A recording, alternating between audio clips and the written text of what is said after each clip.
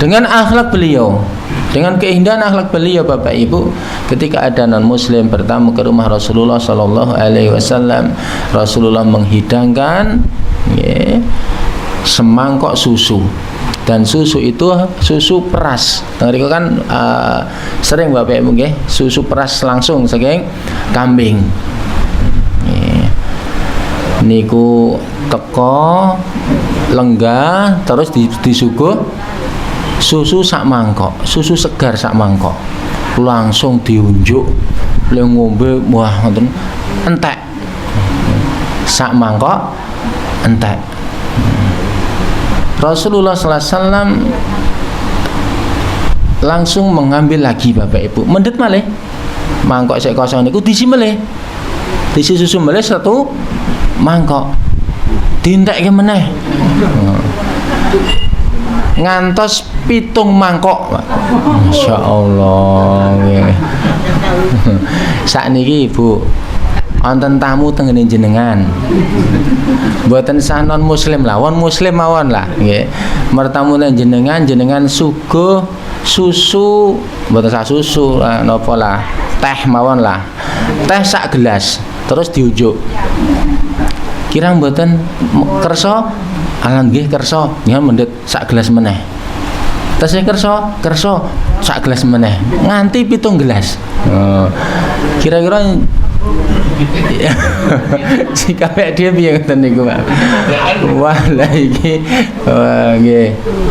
Lah niki Ibu Bapak yang kehormatan, saking akhlak Rasulullah sallallahu memuliakan tamu orang kafir menika wau, orang kafir langsung Masya Allah Rasulullah itu Nabi Muhammad itu ternyata luar biasa, ternyata dermawan sekali. Dalam memuliakan tamu itu mboten hitung-hitungan. Keesokan harinya Bapak Ibu dia masuk Islam. Dia masuk Islam karena apa? Keagungan akhlak Rasulullah, bukan karena susu. Keagungan akhlakipun Nabi dalam memuliakan tamu. Jadi Bapak Ibu, kita berdakwah itu bisa dengan akhlak. Kita tunjukkan akhlak yang baik. Itu bisa menjadi tata cara dakwah kita. Nalikane awake dhewe dakwah mboten saged kanthi ucapan, mboten saged nganti ceramah, ana yang kita tunjukaken akhlak ingkang sae wonten ing masyarakat. Niku kan salah setunggalipun dakwah Bapak Ibu. Ampun ngantos saya sregep ngaji, saya sregep salat, ning saya sregep le pelit. Ampun, ning kudune tambah longo. Nggih, masyaallah, aku mertamu nang gone kono iki dhisik iki lho, paling mek metu wedang putih karo gorengan siji. Ning saploke ndek iku ngaji. Wah, masyaallah. Urung nganti lingguh wis ditokke wedang teh anget. Nas gitel. Sing dhisik gorengan siji saiki dadi gorengan loro. Nggih. Wonten undakane Bapak Ibu, masyaallah nggih. Memuliakan tamu. Bismillah. Assalamualaikum warahmatullahi wabarakatuh. Innal hamdalillah nahmaduhu wa nasta'inuhu wa nastaghfiruhu wa na'udzu billahi min shururi anfusina wa min sayyiati a'malina. Man yahdihillahu fala mudilla lahu wa may yudlil fala hadiyalah. Asyhadu an la ilaha illallah wahdahu la syarika lah wa asyhadu anna Muhammadan abduhu wa rasuluhu la nabiyya wa la rasula ba'dah. Allahumma salli wa sallim ala nabiyyina Muhammad wa ala alihi wa ashabihi wa man tabi'ahum bi ihsanin ila yaumiddin. Wa qala Allah ta'ala fi kitabil karim, ya ayyuhalladzina amanu taqullaha haqqa tuqatih wa la tamutunna illa wa antum muslimun, amma ba'du. Dumateng ngarsanipun para bapak, para ibu, para jamaah sedaya, jamaah pengawasan malam Sabtu Masjid Mangunagaran ingkang dipun rahmati Allah Subhanahu wa taala.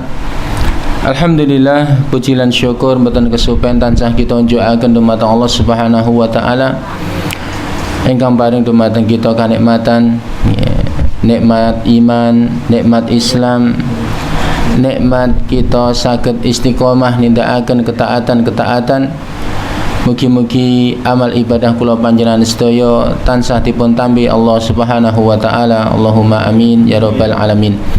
Salawat salam mugi tansah kunjuk dumateng Nabi kita Nabi Agung Nabi Muhammad sallallahu alaihi wasallam.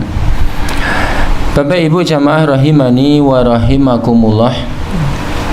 Kesempatan dalam menika Bapak Ibu kita nglajengaken pengawasan kita injih menika membahas surat Al-Bayyinah. Lan dalam menika kita mlebet wonten ing ayat Rasulun minallahi yatslu suhufan mutahharah, yaitu seorang rasul dari Allah. Rasulun minallah, sinten niki Bapak Ibu? Nabi Muhammad sallallahu alaihi wasallam. Yatslu suhufan mutahharah, yang membacakan lembaran-lembaran yang suci. Bapak Ibu jamaah rahimani wa rahimakumullah. Ayat menika dados tafsir utawi penjelasan saking ayat ingkang angka sepisan. Injih menika kalimat utawi ukara al-bayyinah, bukti yang nyata.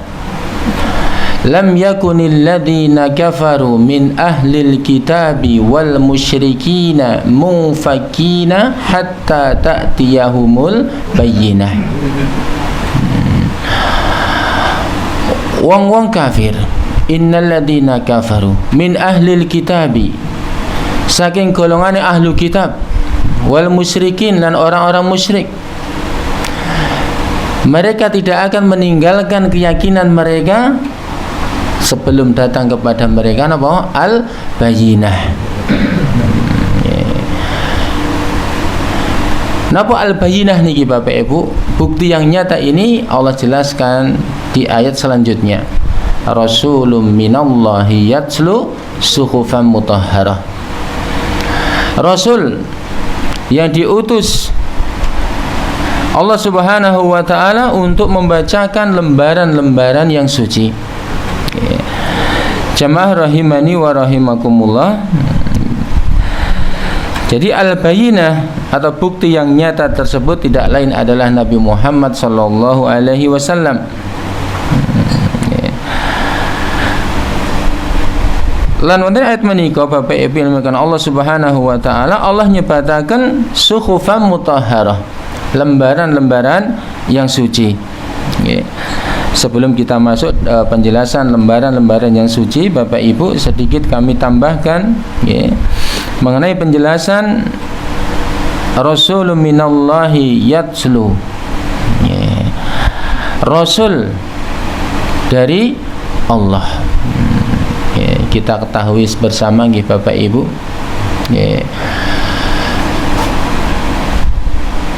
ketika seorang utusan,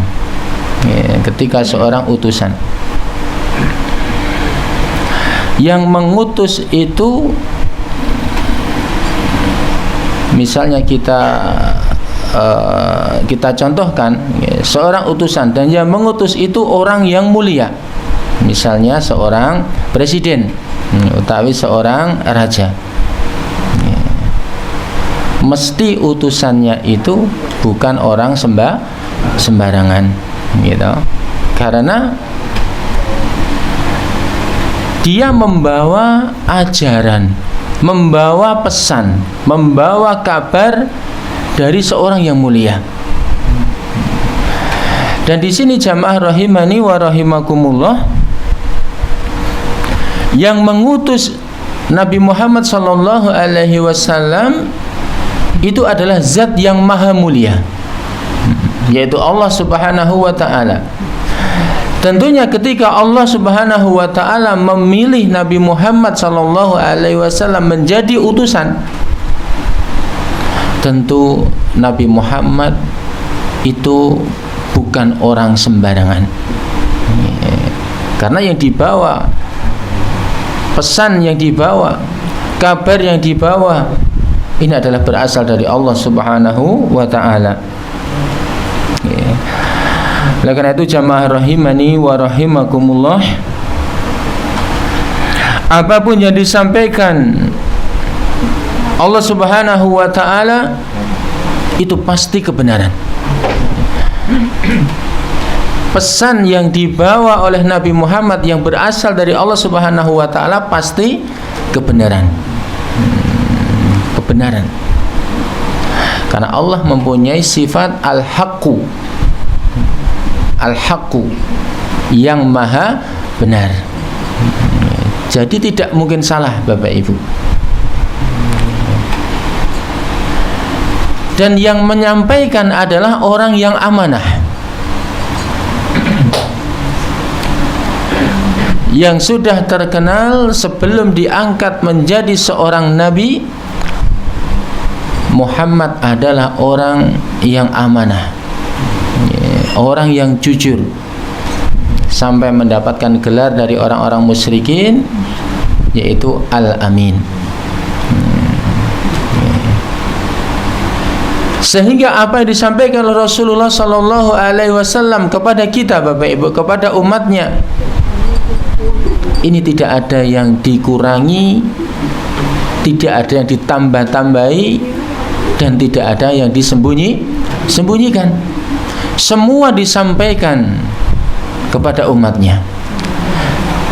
Dan yang disampaikan oleh Muhammad Sallallahu Alaihi Wasallam itu adalah kebenaran. Ini harus kita yakini, Bapak Ibu. Kita tidak boleh ragu-ragu sedikit pun tentang hal ini. Walaupun akal kita menika kadang-kadang menolak. Kemarin kita contohkan misalnya tentang hadis lalat. Bukan hanya itu, Bapak Ibu. Ketika orang itu atau kita menika batal wudu,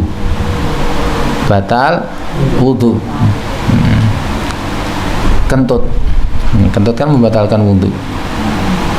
Sing dicuci napa nih? Anggota wudu, mukane, tangane. Secara logika kan sing harusnya yang dicuci adalah ya keluarnya niku wau. Kemudian Bapak Ibu yang dimuliakan Allah Subhanahu wa taala, kalau agama itu, ajaran itu kita nilai dengan akal kita tidak akan mampu, Bapak Ibu. Jadi ketika apa yang disampaikan oleh Rasulullah Sallallahu Alaihi Wasallam itu adalah berasal dari Allah Subhanahu wa taala, dan itu adalah kebenaran mutlak.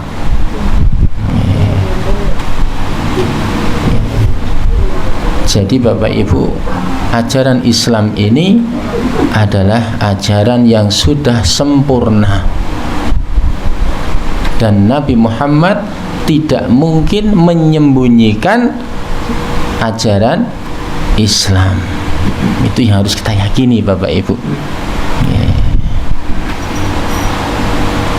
Jadi kebenaran dalam Islam ini sudah jelas, cetok. Ketika kita mau mencari kebenaran. Karena Rasulullah Sallallahu Alaihi Wasallam itu adalah al-bayyinah, bukti yang nyata. Dan jamaah rahimani wa rahimakumullah, kenapa Nabi kita Nabi Muhammad Sallallahu Alaihi Wasallam dijadikan bukti yang nyata? Kemarin sudah sedikit kita singgung, Bapak Ibu. Yang pertama, ajaran yang dibawa oleh Rasulullah Muhammad Sallallahu Alaihi Wasallam ini adalah ajaran yang bisa membedakan antara yang hak dengan yang batil. Ketika orang itu, Bapak Ibu, seseorang mau mempelajari Islam, mau mempelajari ajaran Rasulullah Sallallahu Alaihi Wasallam, dia pasti bisa membedakan mana yang benar, mana yang salah.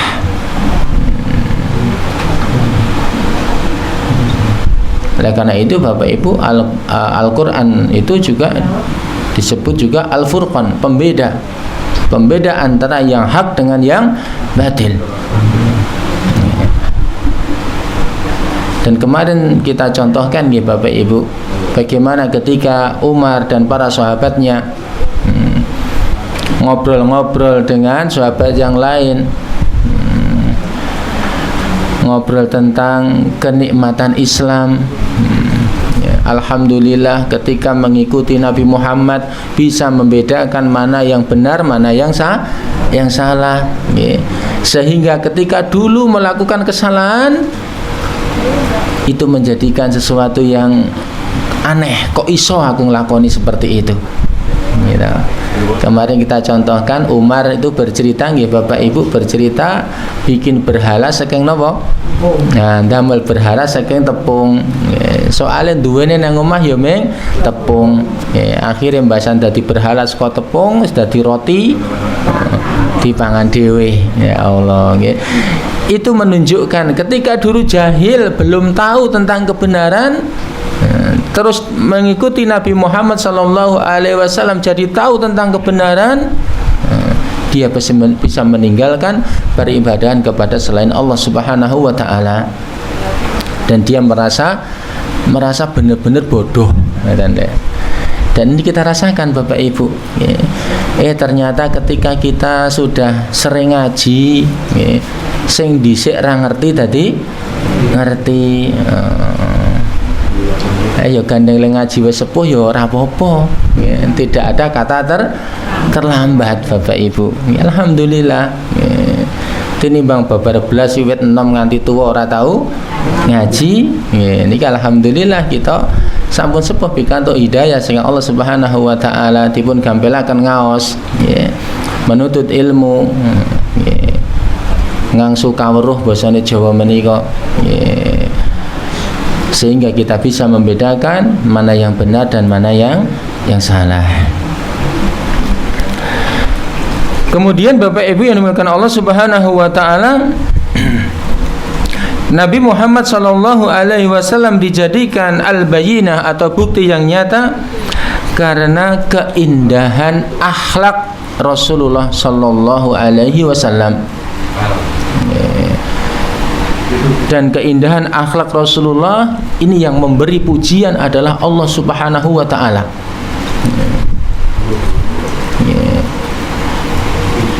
Jadi ketika seseorang dipuji dan dipuji oleh zat yang maha mulia, tidak dilakukan lagi kemuliaan orang ini Bapak Ibu. Allah Subhanahu wa Ta'ala memuji Rasulullah sallallahu alaihi wasallam di dalam Al-Qur'an, wa innaka la'ala khuluqil azim. Dan sesungguhnya kamu Muhammad benar-benar mempunyai budi pekerti, akhlak yang mulia. Niki Bapak Ibu, yang memuji adalah Allah Subhanahu wa Ta'ala. Wong nalikanipun kita menika gesang nggih Bapak Ibu, teng masyarakat menika wonten tiyang ingkang dipuji lan ingkang memuji niku tiyang ingkang istimewa lah, mboten sembarangan tiyang ingkang muji niku. Mon kita sing dipuji niku pun saged terangkat kok Pak. Misalipun ngeten nggih, wonten tiyang nggih ingkang dipun puji dening setunggalipun pejabat misalipun, oh si fulan kae bener-bener wonge apik lan sanesipun niku lem memuji diumumke wong akeh. Lan sing kang memuji menika seorang yang diakui kemuliaannya. Niku saged menumbuhkan kemuliaan orang yang dipuji. Dan jamaah rahimani wa rahimakumullah, dengan keindahan akhlak Rasulullah sallallahu alaihi wasallam, banyak orang kafir yang masuk ke dalam Islam.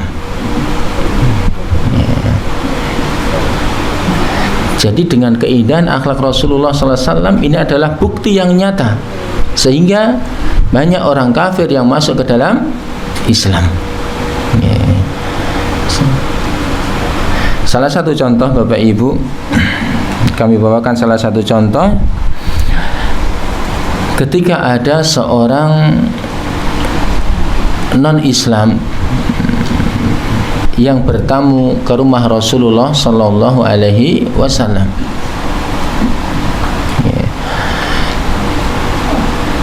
Rasulullah Shallallahu Alaihi Wasallam menyambutnya dengan baik, Bapak Ibu. Memuliakan tamu. Jadi sunnah memuliakan tamu itu, Bapak Ibu, itu berlaku tidak hanya untuk orang Islam. Ketika ada orang non-muslim yang bertamu ke rumah kita, dan orang non-muslim itu adalah non-muslim yang tidak memusuhi, bukan kafir harbi, tapi orang kafir yang dia baik dengan kita. Itu bertamu ke rumah kita, ya kita muliakan, Bapak Ibu. Itu menjadi hak dia sebagai tamu. Ampun ngantos dumeh beda agama, mertamunane dhewe disuguh anggur. Napa tinggurne, ya Allah nggih. Ben tinggu ngeleh wae ngono. Ya Allah. Ndak, Bapak Ibu nggih, selami itu non muslim dan dia bukan non muslim yang memusuhi kita, nggih kita perlakukan dengan baik. Dan ini dicontohkan oleh Rasulullah Sallallahu Alaihi Wasallam. Dengan akhlak beliau, dengan keindahan akhlak beliau, Bapak Ibu, ketika ada non muslim bertamu ke rumah Rasulullah Sallallahu Alaihi Wasallam, Rasulullah menghidangkan semangkok susu, dan susu itu susu peras. Tengeriku kan sering Bapak Ibu nggih, susu peras langsung saking kambing. Niku teko lenggah terus disuguh susu sak mangkok, susu segar sak mangkok, langsung diunjuk, le ngombe, wah ngoten entek, sak mangkok entek. Rasulullah Sallallahu Alaihi Wasallam langsung mengambil lagi, Bapak Ibu, mendet malih mangkok sik kosong niku diisi malih, diisi susu malih satu mangkok, dientekke meneh. Ngantos 7 mangkok, Masya Allah. Sakniki Ibu, wonten tamu teng ngene jenengan, mboten sah non muslim lah, wong muslim mawon lah nggih. Mertamu nang jenengan suguh susu, mboten sah susu napa lah, teh mawon lah, teh sak gelas terus diujuk. Kirang mboten kersa? Alah nggih kersa, nggih mendet sak gelas meneh. Tesih kersa sak gelas meneh. Nganti 7 gelas. Kira-kira jika dia piye ngoten niku, Pak. Wah, lah iki nggih. Lah niki Ibu Bapak yang kehormatan, saking akhlak Rasulullah sallallahu alaihi wasallam memuliakan tamu orang kafir menika wau, orang kafir langsung Masya Allah, Rasulullah itu Nabi Muhammad itu ternyata luar biasa, ternyata dermawan sekali. Dalam memuliakan tamu itu mboten hitung-hitungan. Keesokan harinya Bapak Ibu dia masuk Islam. Dia masuk Islam karena apa? Keagungan akhlak Rasulullah, bukan karena susu. Keagungan akhlakipun Nabi dalam memuliakan tamu. Jadi Bapak Ibu, kita berdakwah itu bisa dengan akhlak. Kita tunjukkan akhlak yang baik. Itu bisa menjadi tata cara dakwah kita. Nalikane awake dhewe dakwah mboten saged kanthi ucapan, mboten saged nganti ceramah, ana yang kita tunjukaken akhlak ingkang sae wonten ing masyarakat. Niku kan salah setunggalipun dakwah, Bapak Ibu. Ampun ngantos saya sregep ngaji, saya sregep salat, ning saya sregep le pelit. Ampun, ning kudune tambah lomo. Masya Allah, aku mertamu nang gone kono iki dhisik iki lho, paling mek metu wedang putih karo gorengan siji. Ning saploke ndek iku ngaji. Masya Allah. Urung nganti lingguh wis ditokke wedang teh anget, nas gitel. Sing dhisik gorengan siji saiki dadi gorengan loro. Nggih. Wonten undakane Bapak Ibu, Masya Allah nggih. Memuliakan tamu. Man kana yu'minu billahi wal yaumil akhir falyukrim dhaifahu. Barang siapa beriman kepada Allah dan hari akhir, maka muliakanlah tamumu. Ngeten niku. Falyukrim, muliakan tamumu. Nah niki nggih. Dados ampun nganti tamu kok nganti wis suwe nggih. Terus panas ngoten niku. Pun pernah nika nggih. Sumure sat napa? Lah niku nak wis saya jeru. Nah, kita mboten antos nenggo kados mekaten Bapak Ibu nggih, tapi kita ya ini adalah ibadah. Walaupun kita mungkin teng dalem gadhaipun namung toya putih. Toya bening lah, toya putih ini kan susu nggih. Toya bening. Gadhaipun toya bening misalipun. Nggih ketika kita punyanya itu terus kita hidangkan untuk tamu, niat kita memuliakan tamu menika, insyaallah niku pahala ingkang ageng. Kemudian jamaah rahimani wa rahimakumullah, ketika keesokan harinya si orang kafir tadi Bapak Ibu sudah mau masuk Islam, terus bertamu ke rumah Rasulullah. Sama Rasulullah sallam dihidangkan satu mangkok susu lagi. Ning sakniki mboten telas. Sekarang tidak habis. Kemudian Rasulullah Shallallahu Alaihi Wasallam beliau bersabda, seorang mukmin itu kalau makan dengan atau memakai usus satu, tapi kalau orang kafir makan dengan usus 7.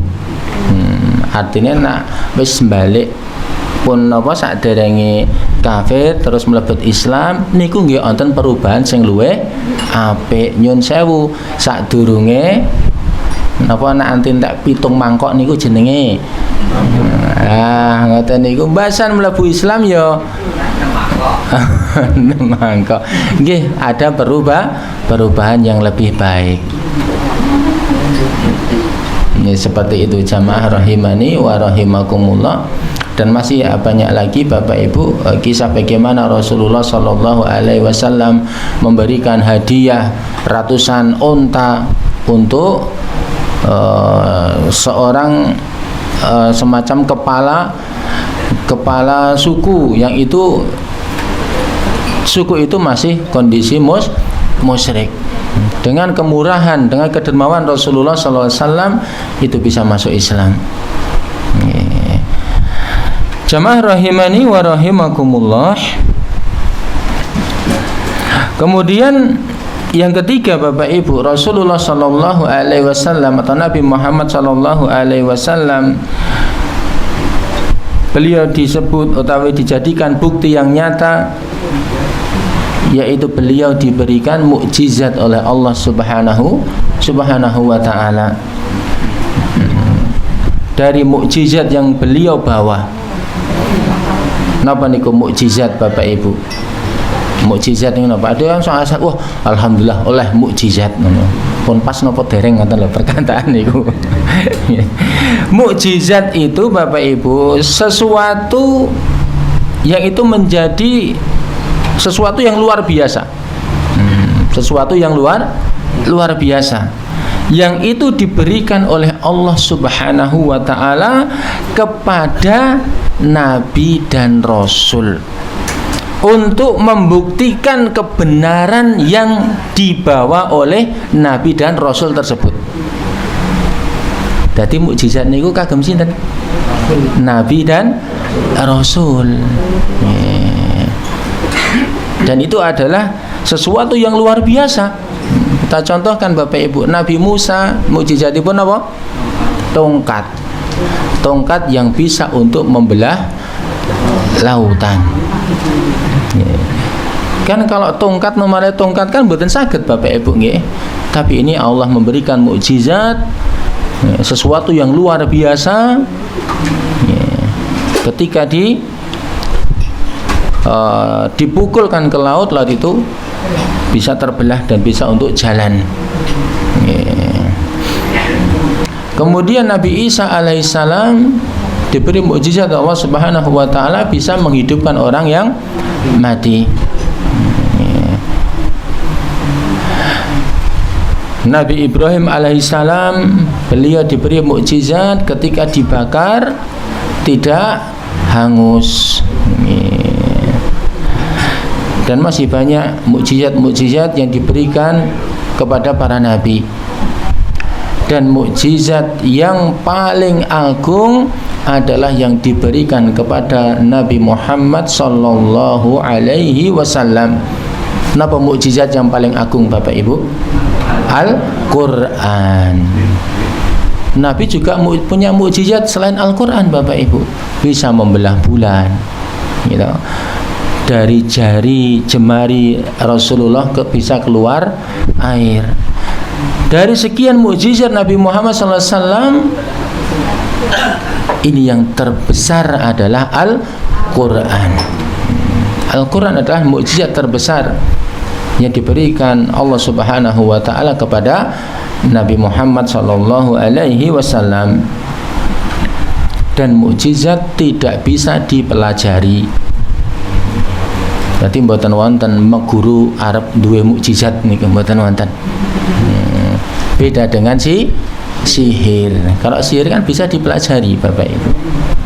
Sihir bisa dipelajari, tapi sihir itu adalah haram. Sihir haram. Kemudian jamaah rahimani wa rahimakumullah, Rasulun minallah yatslu suhufan mutahharah. Yatslu yaitu membacakan. Di sini dijelaskan Bapak Ibu, yang dimaksud dengan membacakan yaitu Rasulullah membacakan isi Al-Quran dengan hafalan beliau. Membacakan isi Al-Quran dengan hafalan beliau. Karena Rasulullah SAW tidak bisa membaca dan menulis. Rasulullah Sallallahu Alaihi Wasallam adalah Nabi yang ummi.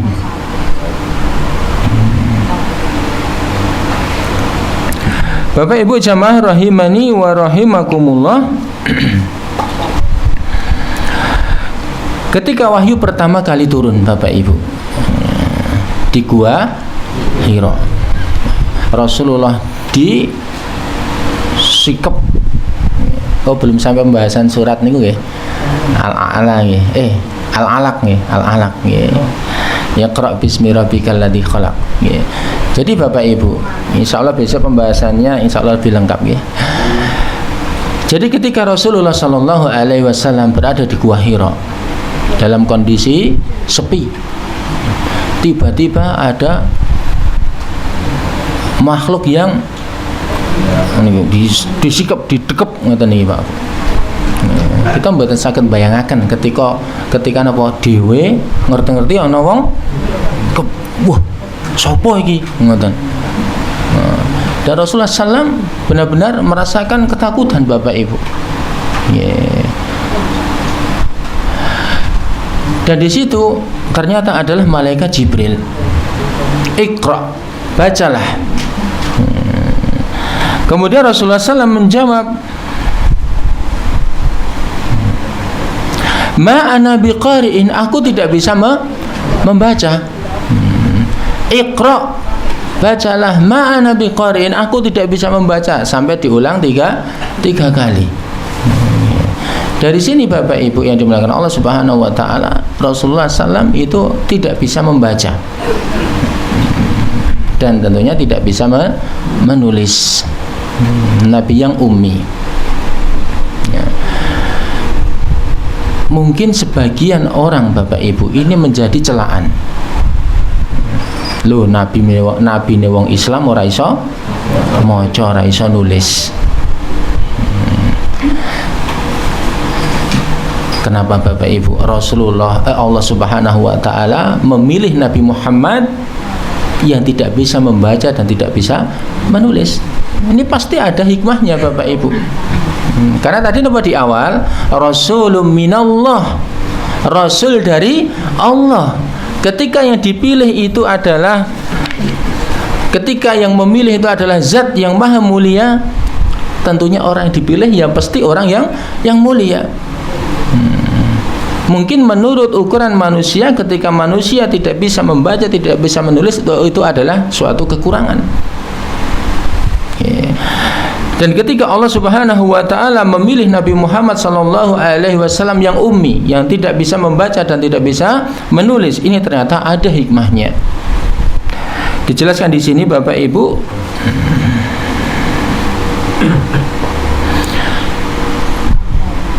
untuk menangkal orang-orang yang menuduh bahwa Al-Quran itu adalah buatan Muhammad. Jadi Al-Quran itu benar-benar firman Allah Subhanahu wa ta'ala, bukan karangan Muhammad.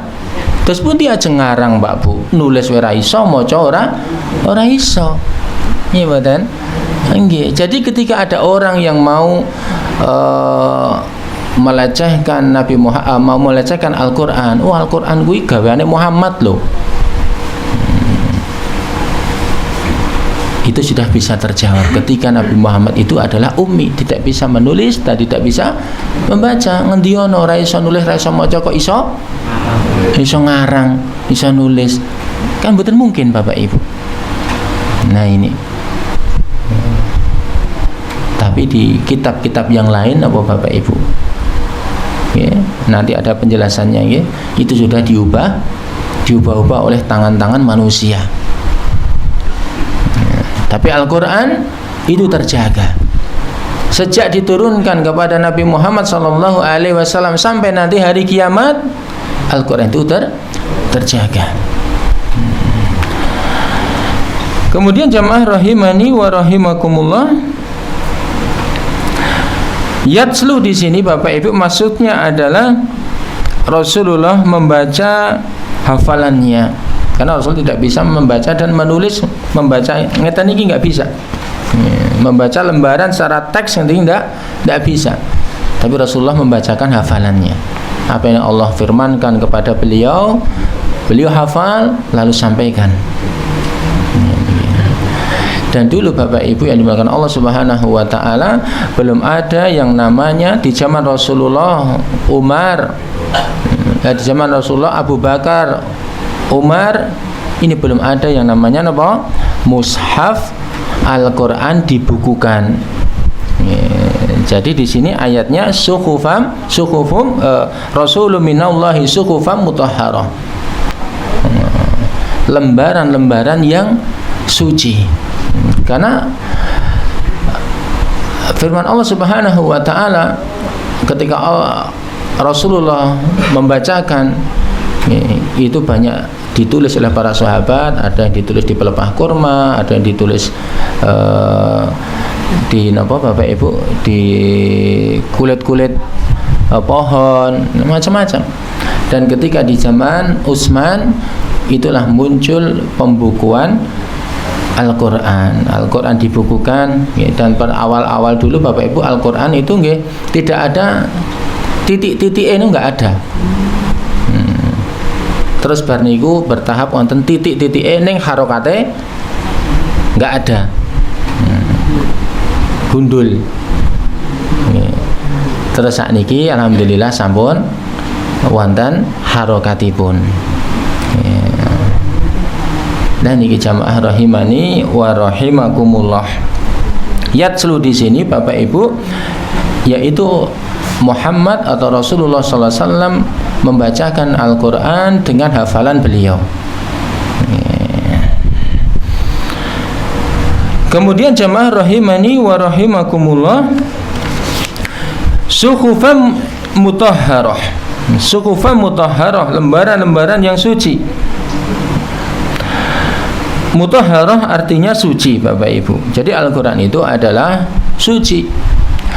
Suci isi dari Al-Quran dan suci dari fisik Al-Qurannya.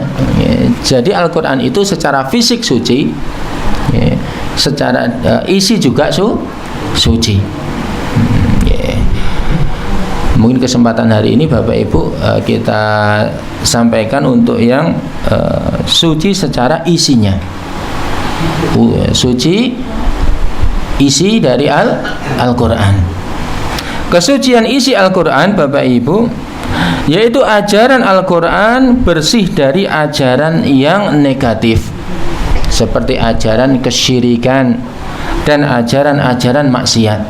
Jadi dalam Al-Quran tidak ada ajaran kesyirikan dan tidak ada ajaran maksiat.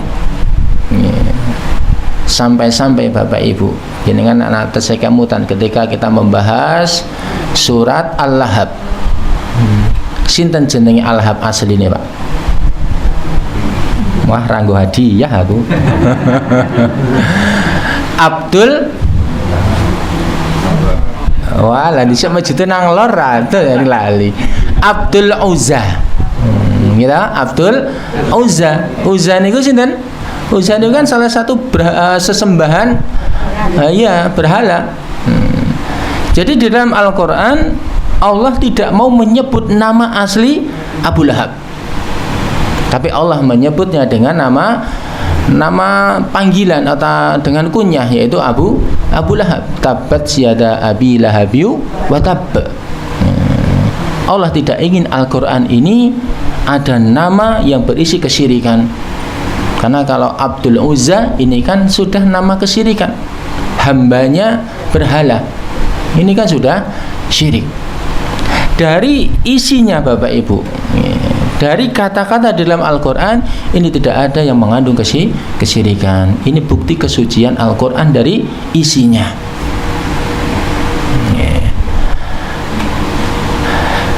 Kemudian bukti Al-Quran, Bapak Ibu, Al-Quran tidak pernah mengajarkan yang namanya maksiat. Dan Al-Quran ini mengajarkan kita untuk menyembah hanya satu Tuhan. Qul huwallahu ahad. Katakanlah Allah itu Esa. U'budullah wa la tusyriku bihi syai'a. Sembahlah Allah dan jangan membuat tandingan-tandingan selain Allah. Jadi kita diperintahkan hanya untuk menyembah satu Tuhan. Ini ajaran yang suci, bebas dari kesyirikan. Bagaimana Bapak Ibu ketika misalnya Tuhan itu lebih dari satu?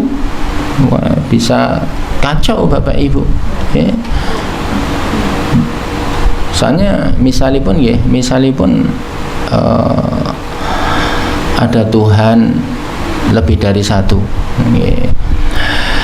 Ketika manusia sudah banyak berbuat maksiat, Tuhan ini pengen menghukum manusia.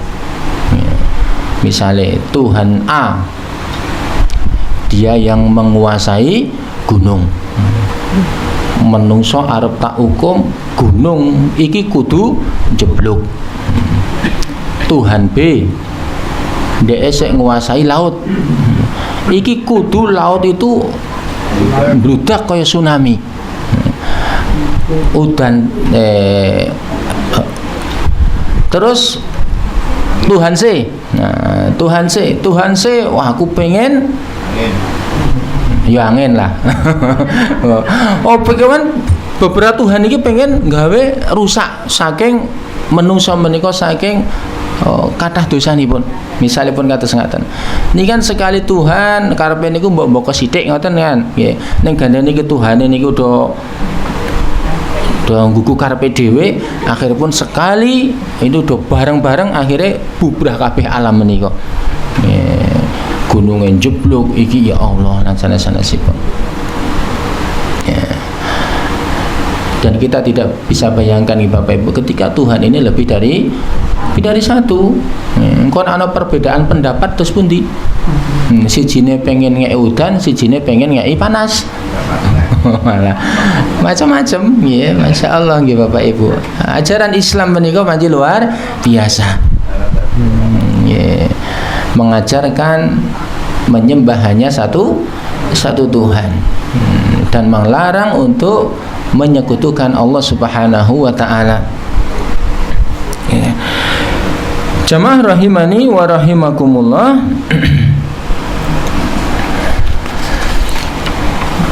Kesucian Al-Quran atau isi dari Al-Quran, Bapak Ibu,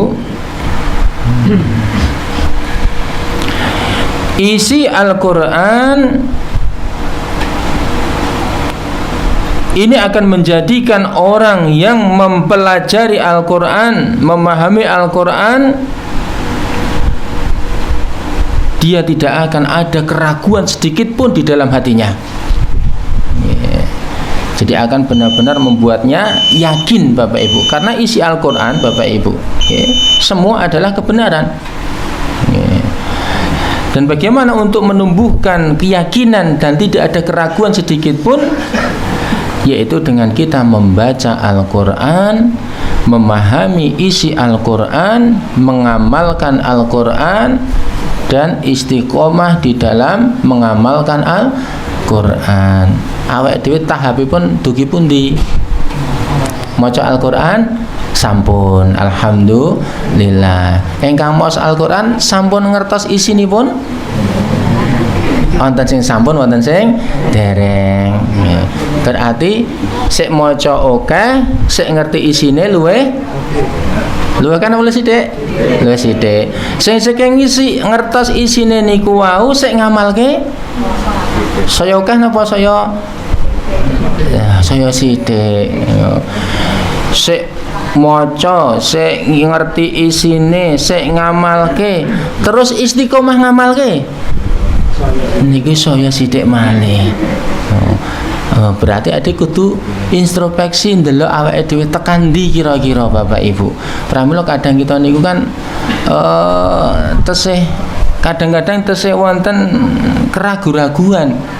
Sok urung mantep karo isi Al-Quran, karena kita mungkin nembe batas utawi tingkatan membaca, dereng ngertos isi saking Al-Quran. Nah, niki fungsinipun Bapak Ibu, kita niku sinau isi Al-Quran, sehingga kita bisa mengamalkan dan bisa istiqomah di dalam mengamalkan Al-Quran. Kalau sudah sampai derajat seperti itu, Bapak Ibu, kita akan yakin 100% tanpa ada keraguan sedikit pun dengan kebenaran Al-Quran.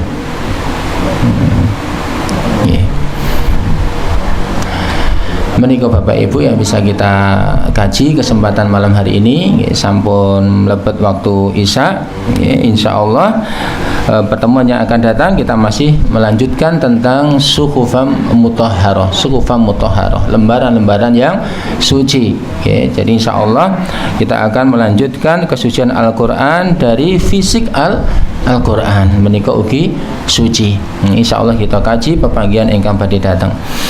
Saking kula nawi wonten kathah kelepatan kula nyuwun pangapunten, monggo kita akhiri kanthi doa penutup majelis. Subhanakallahumma wa bihamdika asyhadu an la ilaha illa anta astaghfiruka wa atubu ilaik. Wassalamualaikum warahmatullahi wabarakatuh.